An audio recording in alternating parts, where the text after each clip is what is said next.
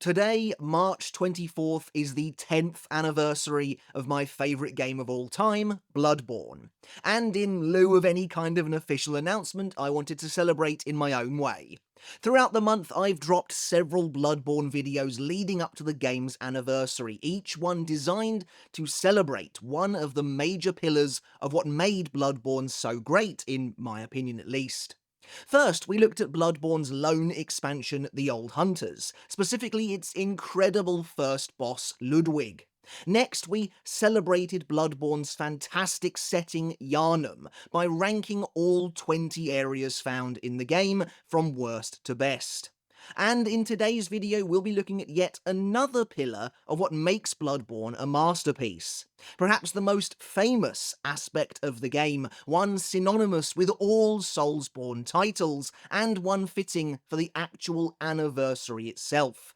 Bloodborne's impeccable roster of terrifying bosses. From the grimly tragic tale of Father Gascoigne and the melancholy Lovecraftian horror of Ebritas, Daughter of the Cosmos, to the explosive hellfire of Lawrence the First Vicar and the final stand of the mysterious Moon Presence, Bloodborne is home to an incredible lineup of characters for you to face off with and test your skills against. The bosses of Bloodborne capture the mesmerizing wonder and abject terror of the game's subject matter perfectly, ranging from gigantic slavering beasts to forsaken hunters and godless madmen. And of course, who could forget the many eldritch alien abominations that lie in wait? Of course, make sure to let me know your favourite Bloodborne bosses down in the comments below. Which fight was the best? The game has many now iconic fan favourite battles, but which stands tall above the rest? So, today is Bloodborne's 10th anniversary, and we're here to celebrate this phenomenal game, so let's dive right in. When ranking the bosses, I tried to take an all-encompassing approach to the criteria, looking at the characters themselves, the lore, the music, the design, and of course, the fight itself. Also, one crucial piece of housekeeping before we begin. This video covers the bosses of Bloodborne's main game and its DLC expansion, The Old Hunters. However, I won't be including the many Chalice Dungeon bosses here today, even though there are plenty of battles unique to the dungeons themselves. Frankly, there's just way too many, so for the sake of the video length and my own sanity, perhaps fittingly for a Bloodborne video, I'm leaving them out for now. That being said, I did grab footage of a lot of them, so I'll probably dedicate a video to them down the line. Before we get started, 84% of my viewers currently aren't subscribed, so if you want to change that and help push the channel to its next major milestone, if you want to support the channel and continue to get updated on all of the videos releasing here, consider hitting that button down below. It's really quick and easy to do, and it does help out massively, so your support is greatly appreciated. Anyway, without further ado, let's begin.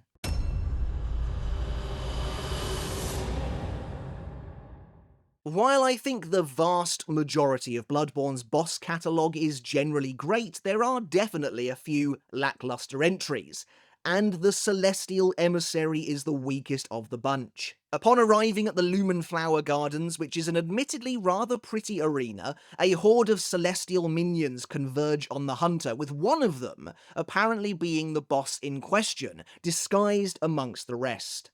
After you discover and lay waste to the boss enemy, however, it will suddenly grow enormous in a violent explosion, writhing glowing tentacles set loose from its bulbous, overgrown head. Despite its now titanic size, however, the Celestial Emissary barely puts up a fight and is dispatched after a pretty simple battle, with the only challenge coming from managing both the boss and its swarm of lackeys. Luckily, this is only an optional boss, and really just a precursor to the true monstrosity lying in wait at the end of the Upper Cathedral Ward.